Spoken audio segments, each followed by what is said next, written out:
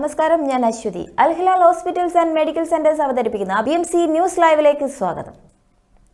Malayali ladies group of Bahrain Al Hilal ഹോസ്പിറ്റലുമായി സഹകരിച്ച് medical camp സംഘടിപ്പിച്ചു. Malayali ladies group of Bahrain Al Hilal ഹോസ്പിറ്റലുമായി സഹകരിച്ച് മെഡിക്കൽ ക്യാമ്പ് സംഘടിപ്പിച്ചു.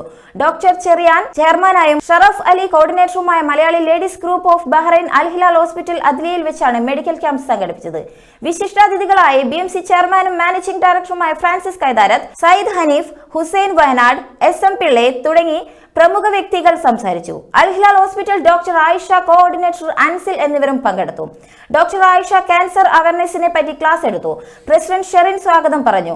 ഷറഫ് അലി കുഞ്ഞി മെഡിക്കൽ ക്യാമ്പിൽ കടന്നുവന്ന എല്ലാവർക്കും നന്ദി പറഞ്ഞു. ക്യാമ്പിന് മലയാളി ലേഡീസ് ഗ്രൂപ്പ് എക്സിക്യൂട്ടീവ് അംഗങ്ങൾ നേതൃത്വം വഹിച്ചു. ക്യാമ്പിൽ 125-ലധികം ആളുകൾ പങ്കെടുത്തു. രാവിലെ 7:30 മുതൽ തുടങ്ങിയ മെഡിക്കൽ ക്യാമ്പ് 12 മണിയോടെ സമാപിച്ചു. കടന്നുവന്ന എല്ലാവർക്കും പ്രഭാത ഭക്ഷണവും വിതരണവും ചെയ്തു. അൽ ഹിലാൽ ഹോസ്പിറ്റലിനും ഡോക്ടർക്കും മൊമെന്റോ നൽകി ആദരിച്ചു.